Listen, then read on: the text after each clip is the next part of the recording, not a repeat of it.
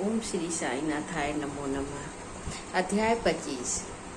दामू अन्ना का सार अहमदनगर के रुई और अनाज के सौदे, आम लीला और प्रार्थना का इस पाठ में वर्णन किया गया है। प्राकथन। जो अकारण ही सभी पर दया करते हैं तथा समस्त प्राणियों के जीवन व आश्रय दाता हैं, जो परब्रह्म के पूर्ण अवतार हैं, ऐसे हेतु दया सिंधु और महान योगीराज के चरणों में साष्टांग प्रणाम कर हम इस अध्याय का प्रारंभ करते हैं। श्री साईं की जय हो। वे संत चूड़ामणि समस्त शुभ कार्यों के उद्गम स्थान और हमारे आत्माराम तथा भक्तों के आश्रय दाता हैं। हम उन साईनाथ की चरण वंदना करते हैं जिन्होंने अपने जीवन का अंतिम ध्येय प्राप्त कर लिया है। श्री साईं बाबा अनिर्वचनीय प्रेम स्वरूप हैं। हमें तो केवल उनके चरण कमलों की दृढ़ भक्ति ही रखनी चाहिए। जब भक्त का विश्वास दृढ़ और भक्ति परिपक्व हो जाती है तो उसका मनोरथ भी शीघ्र ही सफल हो जाता है। जब हेमाड पंत को साईं सच्चरित्र और साईं लीलाओं की रचने की तीव्र उत्कंठा हुई तो बाबा ने तुरंत ही उन्हें पूर्ण कर दी।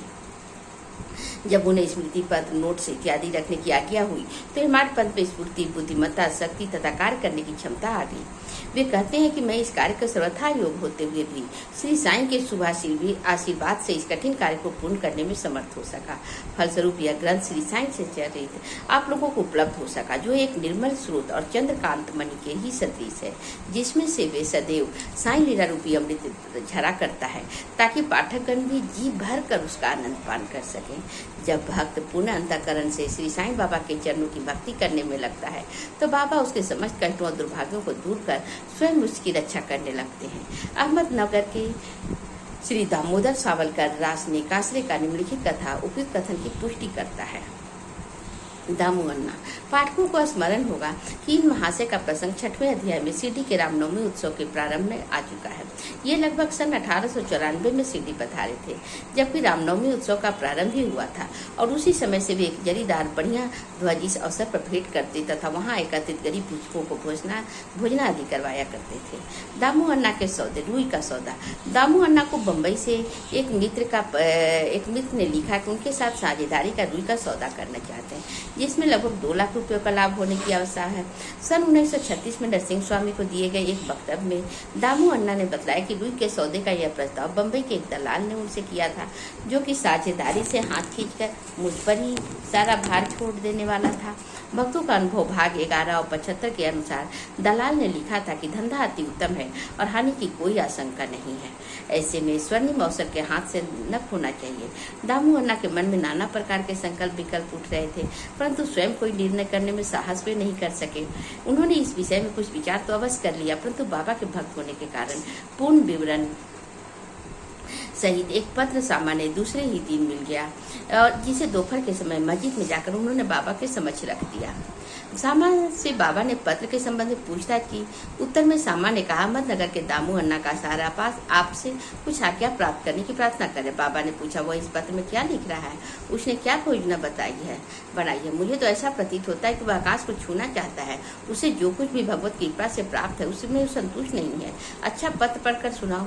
सामा ने कहा, जो कुछ आपने अभी कहा वही तो पत्र में लिखा हुआ है देवा। आप यहाँ शांत और स्थिर बैठे रहकर भक्तों को उद्विग्न कर देते हैं और जब वे अशांत हो जाते हैं तो आप उन्हें आकर्षित कर किसी को प्रत्यक्ष तो किसी को पत्रों द्वारा यहाँ खींच लाते हैं। जब आपको पत्र का आशय विदित ही है तो मुझे पढ़ने को क्यों विवश कर रहे हैं? बाबा कहने लगे, सामा तुम तो पत्र पढ़ो, मैं तो ऐसे ही अनाप शनाप बकता हूँ, मुझ पर कौन विश्वास करता है? तब सामा ने पत्र पढ़ा। बाबा उसे ध्यान पूर्वक सुनकर चिंतित होकर कहने लगे, मुझे ऐसा प्रतीत होता है कि सेठ दामू अन्ना पागल हो गया है। उसे लिख दो कि उसके घर में किसी वस्तु का अभाव नहीं है, इसलिए उसे आधी रोटी में ही संतोष कर लाखों के चक्कर से दूर ही रहना चाहिए। सामा ने उत्तर लिख कर भेज दिया, जिसकी प्रतीक्षा उत्सुकता पूर्वक दामू अन्ना कर रहे थे। पत्र पढ़ते ही लाखों रुपयों के लाभ होने की उनकी आशा पर पानी फिर गया। उन्हें उस समय ऐसा विचार आया कि बाबा से परामर्श कर उन्होंने भूल की है, परंतु सामा ने पत्र में संकेत कर दिया था कि देखने और सुनने में फर्क हुआ करता है, इसलिए श्रेष्ठकर तो यही होगा कि स्वयं शिरडी आकर बाबा की आज्ञा प्राप्त करो। बाबा ने स्वयं अनुमति लेना उचित समझकर वे शिरडी आए। बाबा के दर्शन कर उन्होंने चरण सेवा की, परंतु बाबा के सम्मुख सौदे वाली बात करने का साहस वे नहीं कर सके। उन्हें संकल्प किया कि यदि उन्होंने कृपा कर दी तो इस सौदे में किसी लाभांश उन्हें अर्पण कर दूंगा। यद्यपि यह विचार दामू अन्ना को बड़ी गुप्त रीति से अपने मन में कह रहे थे, तो भी त्रिकालदर्शी बाबा को छिपा रह सकता था। बालक तो मिष्ठान मांगता है, परंतु उसकी माँ उसे कड़वी औषधि दे देती है, क्योंकि मिठाई स्वास्थ्य के लिए हानिकारक होता है। इस कारण वह बालक के कल्याणार्थ उसे समझा बुझाकर कड़वी औषधि पिला दिया करते हैं। बाबा एक दयालु माँ के समान है। वे अपने भक्तों को वर्तमान और भविष्य जानते थे, इसलिए उन्होंने दामू अन्ना के मन की बात जानकर कहा, बापू, मैं अपने इस सांसारिक झंझटों को फंसना नहीं चाहता हूँ। बाबा की अस्वीकृति जानकर दामू अन्ना ने यह विचार त्याग दिया, अनाज का सौदा।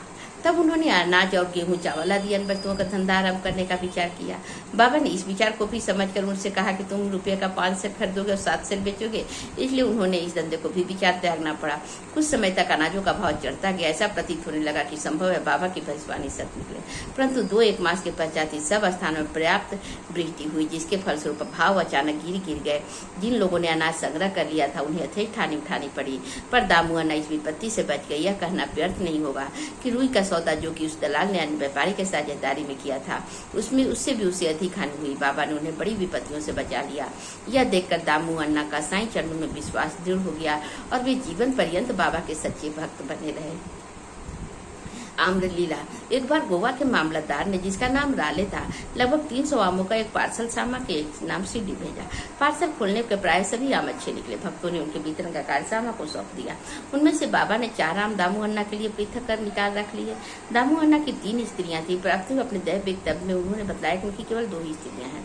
वे संतानहीन थे। इस कारण उन्होंने उनके ज्योतिषियों से इसका समाधान कराया और स्वयं भी ज्योतिष शास्त्र थोड़ा सा अध्ययन कर ज्ञात कर लिया था कि जन्म कुंडली में पाप ग्रह के स्थित होने के कारण इस जीवन में उन्हें संतान मुक्त देखने की कोई योग नहीं है। परंतु बाबा की प्रति उनकी अटल श्रद्धा थी। पार्सल मिलने के 2 घंटे पश्चात ही वे पूजनाथ मस्जिद में आए। उन्हें देखकर बाबा कहने लगे, लोग आमों के लिए चक्कर काट रहे हैं, परंतु ये तो दामू के हैं, जिसे है उसी को खाने दो और मरने दो। इन शब्दों को सुन दामू अन्ना के हृदय पर बड़ा हादसा हुआ, परंतु महालसा पति सीडी के एक भक्त ने उन्हें समझाया कि इस मृत्यु का सत्कार अहंकार के विनाश से है और बाबा की चरणों की कृपा से वह तो आशीर्वाद स्वरूप है। तब वे आम खाने को तैयार हो गए। इस पर बाबा ने कहा कि वे तुम न खाओ, उन्हें अपनी छोटी स्त्री को खाने दो। इन आमों के प्रभाव से उसे 4 पुत्र और 4 पुत्रियां उत्पन्न होगी। यह आज्ञा सिरोधार कर उन्हें आम ले जाकर अपनी छोटी स्त्री को दे दिया। धन्य श्री साईं बाबा की लीला, जिन्होंने भाग्य विधान पलट कर संतान सुख दे दिया। बाबा की स्वेच्छा से दिए वचन सत्य हुए, ज्योतिषियों के नहीं। बाबा के जीवन काल में उनके शब्दों के ने लोगों को अधिक विश्वास और महिमा स्थापित की, परंतु महान आश्चर्य है कि उनके समाधि अस्त होने के उपरांत भी उनका प्रभाव पूर्वत ही है। बाबा ने कहा, मुझ पर पूर्ण विश्वास रखो। यदि मैं देह त्याग भी कर दूंगा, परंतु फिर भी मेरी अस्थियां आशा और विश्वास का संचार करती रहेंगी। केवल मैं ही नहीं, मेरी समाधि भी वार्तालाप करेगी, चलेगी फिरेगी और उन्हें आशा का संदेश पहुंचाती रहेगी। जो अनन्य भाव से मेरी शरणागत होंगे, निराश न होना, मैं तुमसे विदा हो जाऊंगा। तुम्हें सदैव मेरी अस्थियां भक्तों के कल्याणार्थ ही चिंतित पाओगे। यदि मेरा निरंतर स्मरण मुझ पर दृढ़ विश्वास रखोगे तो तुम्हें अधिक लाभ होगा। प्रार्थना। एक प्रार्थना कर माठपंथी इस अध्याय का समाप्त करते हैं। हे साईं सदगुरु, हमारे आपसे प्रार्थना है कि आपके अभय चरणों की हमें कभी भी स्मृति न हो। आपके श्री चरण कभी हमारी दृष्टि से ओझल न हो। हम इस जन्म मृत्यु के चक्र से, इस संसार से अधिक दुखी हैं। अब दया कर इस चक्र से हमारा शीघ्र उद्धार कर दो। हमारी इंद्रियां जो विषय पदार्थों की ओर आकर्षित हो रही हैं, उनकी बाह्य प्रवृत्ति से रक्षा कर उन्हें अंतर्मुखी बनाकर हमें आत्मदर्शन के योग्य बना दो। जब तक हमारा इंद्रियों का बाहुमुखी प्रवृत्ति और चंचल मन पर अंकुश नहीं है, तब तक आत्म साक्षात्कार की हमें कोई आशा नहीं है। हमारे पुत्र मित्र कोई भी अंत में हमारे काम नहीं आएंगे। हे साईं, हमारे तो एक मात्र तुम ही हो जो हमें मोक्ष और आनंद प्रदान करोगे। हे प्रभु, हमारे तर्क वितर्क तथा अन्य कुप्रवृत्तियां नष्ट कर दो।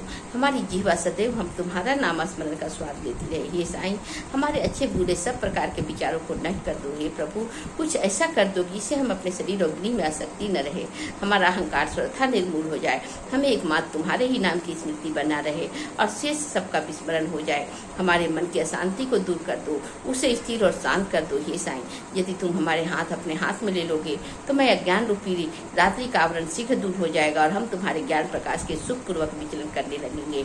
यह जो तुम्हारा लीला अमृत पान करने का सौभाग्य हमें प्राप्त हुआ है तथा जिसने हमने अखंड निद्रा से जागृत कर दिया है, यह तुम्हारी ही कृपा और तो हमारे गत जन्मों के शुभ कर्मों का फल है।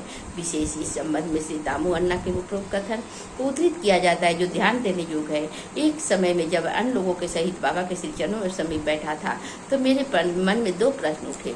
उन्होंने उनका उत्तर इस प्रकार दिया, जो जन समुदाय श्री साईं के दर्शनार्थ सिद्धि आता है, क्या उन सभी का लाभ पहुंचता है? इसका उन्होंने उत्तर दिया, बौर लगे आम वृक्ष की ओर देखो। यदि सभी बौर फल बन जाएं तो आमों की गणना भी नहीं हो सकेगी, परंतु क्या ऐसा होता है? बहुत से बौर झरकर गिर जाते हैं, कुछ फले बढ़े तो आंधी के झकोरों से गिरकर नष्ट हो जाते हैं, उनमें से कुछ ही शेष रह जाते हैं। दूसरा प्रश्न स्वयं के विषय में था, यदि बाबा ने निर्वाण ले लिया तो मैं बिल्कुल ही निराश्रित हो जाऊंगा, तब मेरा क्या होगा? उसका बाबा ने उत्तर दिया, जब मैं और जहाँ भी तुम मेरा स्मरण करोगे मैं तुम्हारे साथ ही रहूंगा। इन वचनों को उन्होंने सन 1918 के पूर्व भी निभाया और 1918 के पश्चात भी आज भी निभा रहे हैं। वे अभी भी मेरे ही साथ रहकर मेरा पथ प्रदर्शन कर रहे हैं। यह घटना लगभग सन 1910-11 की है। उसी समय मेरा भाई मुझसे पृथक हुआ और मेरी बहन की मृत्यु हो गई। मेरे घर में चोरी हुई, पुलिस जांच पड़ताल कर रही थी। इन सब घटनाओं ने मुझे पागल सा बना दिया था। मेरी बहन का स्वर्गवास होने के कारण मेरे दुख का पारावार नहीं रहा। जब मैं बाबा की शरण गया तो उन्होंने अपने मधुर उपदेशों से मुझे सांत्वना देकर अप्पा कुलकर्णी के घर पूरन पोली खिलाई और तथा मेरे मस्तक पर चंदन लगाया। जब मेरे घर चोरी हुई, मेरा ही एक 30 वर्षीय मित्र ने मेरी स्त्री के गहनों का संदूक, जिसमें मंगलसूत्र और नथ आदि थे, चुरा लिया। तब मैंने बाबा के चित्र के समक्ष रुदन किया और उसके दूसरे ही दिन वह व्यक्ति स्वयं गहनों का संदूक मुझे लौटाकर क्षमा प्रार्थना करने लगा। श्री सद्गुरु साईनाथ अर्पणम, शुभम भवतु। ओम साई राम। बाबा क्या कहें हम बाबा, हमें भी अपना बना लो मेरे साईं। हमें आपकी पनाह में रहना है मेरे साईं। हमें अपनी शरण में रख लो मेरे साईं। जो भी भूल चूक है मुझको माफ करके मेरे लिए अपने तक रास्ता बना दो साईं। मुझे रास्ता दिखाओ मेरे साईं। ओम साई राम।